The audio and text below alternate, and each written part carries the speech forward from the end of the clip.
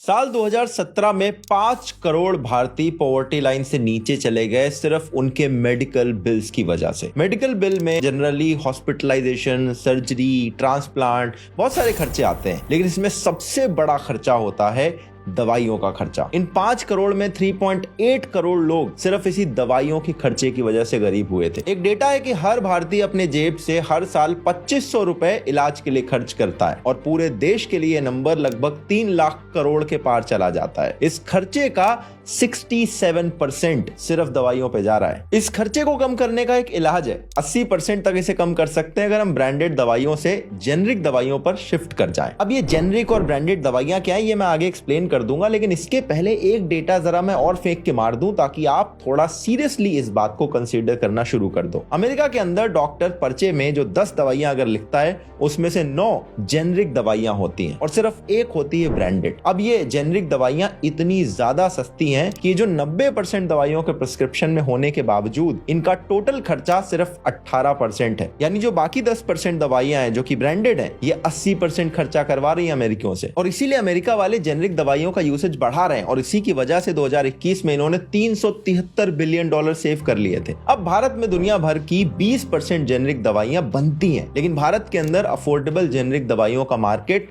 सिर्फ 1% है। यानी कि सारी दवाइयां बनती हैं, बिकती बाहर है। ना डॉक्टर इन्हें लिखना चाहते हैं, ना मेडिकल स्टोर वाले बेचना चाहते हैं और ना ही गवर्नमेंट की कोई इस पर ठीक ठाक सी पॉलिसी भी बनी हुई है। तो अब सवाल बड़ा सिंपल सा है, ये जेनरिक दवाइयां सुन के बड़ी अच्छी लग रही हैं, तो ये हैं क्या? ये इतनी सस्ती कैसे हैं? ये इनका यूसेज इतना कम क्यों है भारत में? और लास्ट में क्या अभी भारत में कुछ इसको लेके चेंज हो रहा है? आओ एकदम डिटेल में चर्चा करते हैं इन्हीं सारी बातों पे। Doctors in India will have to prescribe generic drugs. New rules that have made it mandatory for doctors to prescribe generic drugs. IT raids are being conducted against Micro Labs Private Limited in Bengaluru. और चिकित्सा पेशेवरों को करीब 1000 करोड़ रुपए के मुफ्त में gifts देने का आरोप लगा है। A medical product alert identified in the Gambia that had been potentially linked with acute kidney injuries and 66 deaths among children.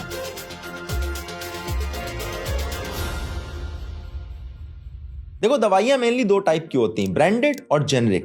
ये ब्रांडेड के अंदर ना 2 और टाइप होते हैं, ब्रांडेड पेटेंट वाली और ब्रांडेड जेनरिक दवाइयां। कोई भी बड़ी फार्मा कंपनी जब रिसर्च करके दवा इन्वेंट करती है तो उसको पेटेंट करवा लेती है, फिर सिर्फ ये अपने नाम से इसको बेचती है। अब ये होती हैं ब्रांडेड पेटेंटेड दवाइयां। अब ये पेटेंट कुछ टाइम बाद खत्म हो जाता है तो उसके बाद बाकी कंपनीज भी ये दवा बना सकती हैं और अपने अपने ब्रांड नेम से इनको बेचना शुरू कर देती हैं। इन्हीं को बोलते हैं ब्रांडेड जेनरिक दवाइयां। मतलब दवा पर ब्रांड का नाम तो है, लेकिन अब सब लोग बना रहे हैं तो ये दवा जेनरिक हो जाती है। अब भारत में ब्रांडेड दवाई जितनी बिकती है उसमें 90% दवाइयां ये ब्रांडेड जेनरिक वाली होती हैं और बाकी सिर्फ 10% ही होती हैं जिस पर किसी एक कंपनी का पेटेंट है। फिर आती हैं एकदम जेनरिक दवाइयां जिसमें सिर्फ दवा का केमिकल कंपाउंड लिखा जाता है, इसमें कोई ब्रांड नेम नहीं इंक्लूडेड होता। अगर कीमत की बात करो तो जो ब्रांडेड पेटेंटेड दवाई है जो सिर्फ एक कंपनी बना रही है वो सबसे महंगी होती है। फिर ब्रांडेड जेनरिक वाली आती है जो कि थोड़ी सस्ती होती है, मगर यहाँ पे भी ब्रांड लिखा है तो इनका भी खर्चा ज्यादा होता है। सबसे सस्ती होती है जेनरिक दवाइयां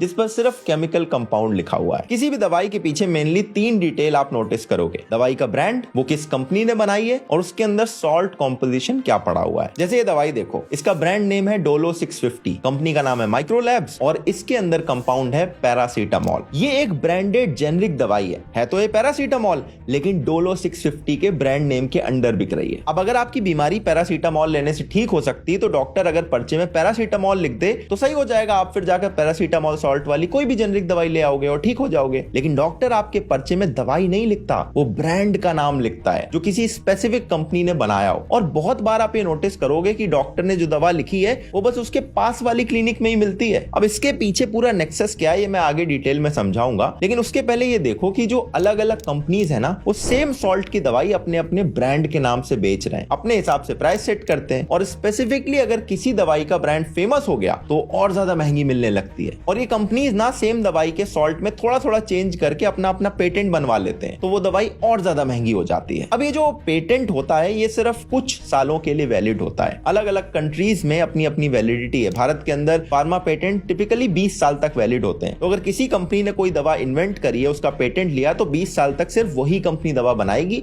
और उसके बाद कोई भी कंपनी इस दवा को प्रोड्यूस करना शुरू कर सकती है। इसमें एक लास्ट चीज और है, जैसे अगर कोई फॉरेन फॉरेन कंपनी है जिसके पास किसी ड्रग का पेटेंट है, लेकिन वो दवाई भारत में मिलना मुश्किल है या बहुत ही ज्यादा महंगी है, तो भारत के अंदर ऐसी दवाई को प्रोड्यूस करने का लाइसेंस किसी दूसरी कंपनी को 20 साल से पहले भी मिल सकता है। अगर आप प्राइस के मामले में देखो तो जेनरिक ड्रग ब्रांडेड वाली से 80% तक सस्ती होंगी, यानी ब्रांडेड वाली 100 की मिल रही है तो जेनरिक आपको 20 रुपए में मिल जाएगी। तो अब आप ये सोच सकते हो कि अगर जेनरिक वाली इतनी सस्ती है तो ये गवर्नमेंट ब्रांडेड ड्रग अलाउ क्यों करती है, सारी ड्रग जेनरिक कर दो। देखो, हम इस बात को एकदम ब्लैक एंड व्हाइट में नहीं समझ सकते। अब जो ब्रांडेड ड्रग बना रही है कंपनी, ये कोई खराब चीज थोड़ी है। In fact Pfizer, Johnson and Johnson, Novartis, AstraZeneca, ये सब बड़ी बड़ी फार्मा कंपनीज हैं। ये कोई ड्रग ऐसे नहीं बना देती, इसके पीछे सालों की रिसर्च डेवलपमेंट लगती है, इसमें बिलियंस ऑफ डॉलर्स खर्च होते हैं। इनफैक्ट फार्मा कंपनीज के बारे में एक फैक्ट है कि अपनी कमाई का 15% से लेके 30% हिस्सा सिर्फ रिसर्च एंड डेवलपमेंट में लगाते हैं। ये किसी भी और इंडस्ट्री में आप देख लो, इतना ज्यादा कहीं नहीं होता। एप्पल और गूगल वाले भी 6 से 12% ही रिसर्च में खर्च करते हैं। ये आप लिस्ट देखो, अलग अलग इंडस्ट्रीज से टॉप ऐसी 20 कंपनी देखी गई जो रिसर्च पे सबसे ज्यादा खर्चा करती है। इसमें 7 सिर्फ एक इंडस्ट्री से आ रही है, फार्मा इंडस्ट्री से। किसी भी ड्रग का रिसर्च का जो प्रोसेस होता है बड़ा कॉम्प्लेक्स होता है, और रिसर्च सक्सेस होने के बाद भी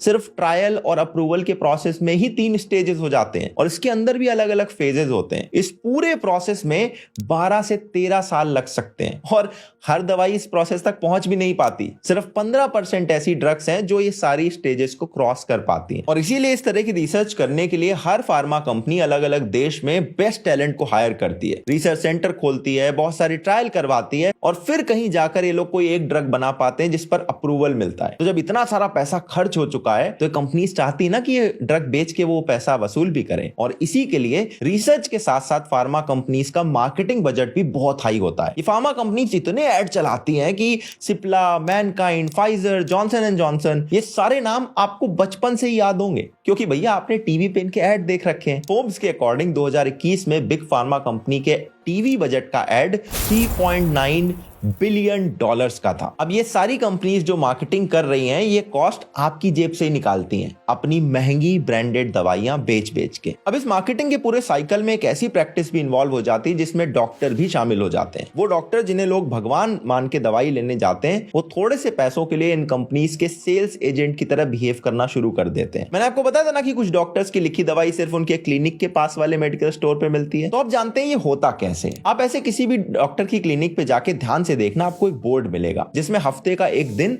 और कोई टाइम मेंशन होता है। ऊपर लिखा होता है एमआर कृपया इस दिन पर ही आए। आप उस दिन और उतने टाइम पर अगर क्लिनिक पहुंच गए तो आपको क्लिनिक के बाहर कोट पैंट पहने हुए लोगों की लाइनें दिख जाएंगी। इन लोगों को बोलते हैं मेडिकल रिप्रेजेंटेटिव, यानी शॉर्ट में एमआर। ये लोग अलग अलग फार्मा कंपनीज के एजेंट होते हैं और डॉक्टर के पास जाके अपनी दवाई के फायदे बताते हैं। इसके साथ साथ ये उस डॉक्टर से डील भी करते हैं कि अगर आप हमारी कंपनी की दवाई लिखोगे तो आपको कमीशन मिलेगा, गिफ्ट मिलेंगे। और ये लोग गिफ्ट में डॉक्टर्स को फॉरेन ट्रिप, गाड़ियां और इवन घर तक देते हैं। जिस डॉक्टर के पास जितने ज्यादा मरीज हैं उसको उतना ज्यादा गिफ्ट मिलता है। अब एक कंपनी के साथ डील होने के बाद डॉक्टर अपने पेशेंट को बस उसी कंपनी की दवा लिखना शुरू कर देता है, और ये कंपनी वाले भी अपना स्टॉक उसके पास वाले मेडिकल स्टोर में रखवा देते हैं। और काफी केसेस में दवाइयां काफी न्यू होती हैं, इसीलिए आपको बाकी किसी मेडिकल स्टोर में जनरली ये दवाइयां मुश्किल से ही मिलती हैं। और ये सारी बातें मैं अपने मन से नहीं बता रहा, ये चीज आप खुद अपने आप से ट्राई कर सकते हो, और ऐसी न्यूज भी आती रहती है, गूगल पे आप सर्च कर लेना। जैसे आपने नोटिस भी किया होगा, पैंडेमिक के टाइम पे ना पैरासीटामोल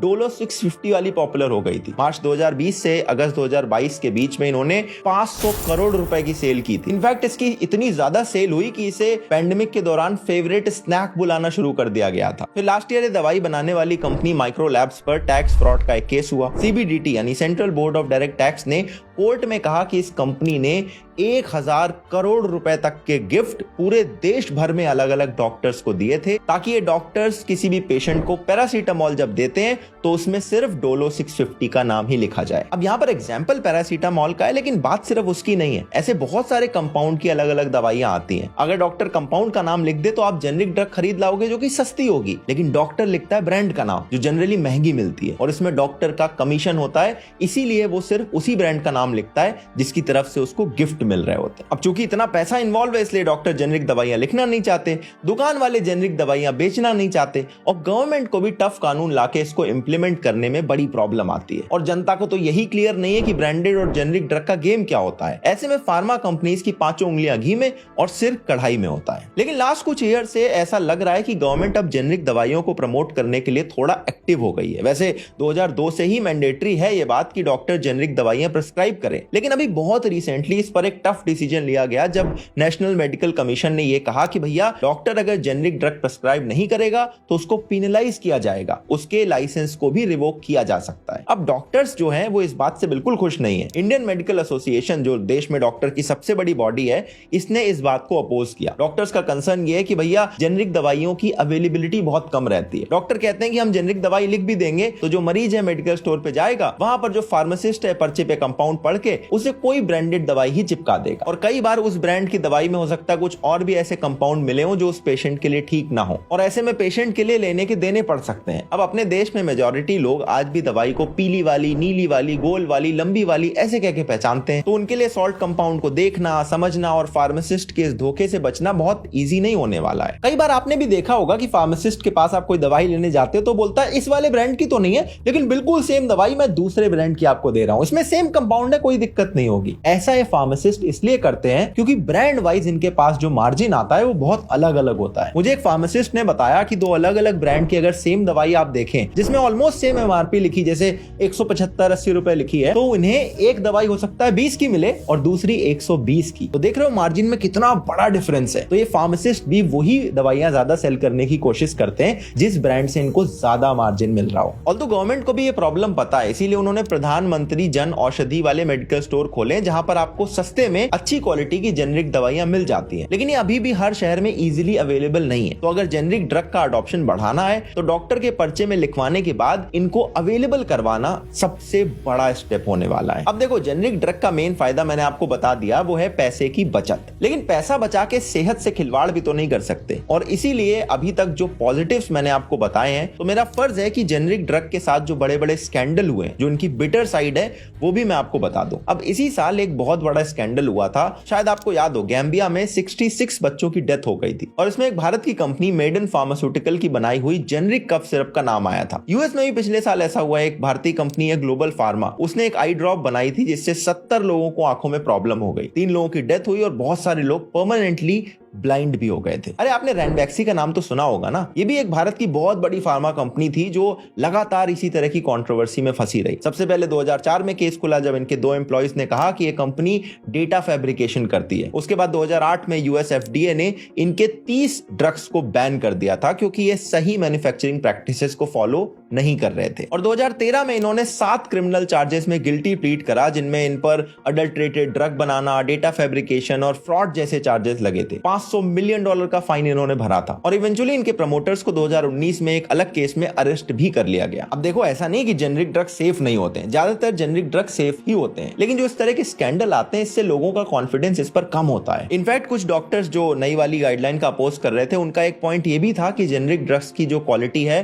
वो ब्रांडेड ड्रग्स की कंपैरिजन में अच्छी नहीं होती। लेकिन इन स्कैंडल्स के बावजूद भी भारत की जेनरिक ड्रग्स काफी सेफ हैं और इनकी क्वालिटी भी अच्छी है, तभी तो हम इतने बड़े अमाउंट में इनको एक्सपोर्ट भी करते हैं। और जेनरिक ड्रग के यूसेज से लोगों का सिर्फ पैसा नहीं बचता, बल्कि जो लोग गरीब हैं, जो एक्चुअली में दवाई अफोर्ड ही नहीं कर पाते, उनके लिए इलाज और ज्यादा अफोर्डेबल भी बनता है। अब देखो बीमारी के टाइम पर किसी को एक्टिविज्म नहीं याद आता, ये मुझे भी पता है। जो डॉक्टर लिखता है सब लोग चुपचाप लेके आते हैं और खा के इंतजार करते हैं कि वो जल्दी से ठीक हो जाए। लेकिन थोड़ी थोड़ी अवेयरनेस भी जरूरी है ना यार। नेक्स्ट टाइम डॉक्टर के पास जब जाओ तो एमआर वाला जो बोर्ड है वो जरूर सर्च करना। डॉक्टर जब दवा लिखे तो उसकी कंपनी देखना। डॉक्टर से पूछना कि क्या वो ब्रांडेड की जगह कोई जेनरिक ड्रग आपको लिख सकता है। पता करना अपने आसपास की जेनरिक ड्रग्स कहां मिलती हैं, और जेनरिक दवा ना भी मिले तो जो ब्रांडेड दवाई मिले उसमें सॉल्ट कॉम्पोजिशन को देखना। फिर सेम सॉल्ट कॉम्पोजिशन वाली दवाइयों के रेट मैच करना, देखना कौन से ब्रांड ज्यादा महंगी चीजें बेच रहा है, किस कंपाउंड से क्या होता है। मैं आपको एक्टिविज्म करने के लिए नहीं बोल रहा हूं, बस थोड़ा सा अवेयर होने वाली बात है यार। बाकी कानून तो सिर्फ पेपर पे बनता है और उससे थोड़े थोड़े चेंजेस आते हैं, लेकिन अगर हम सब लोग थोड़ा थोड़ा अवेयर हो गए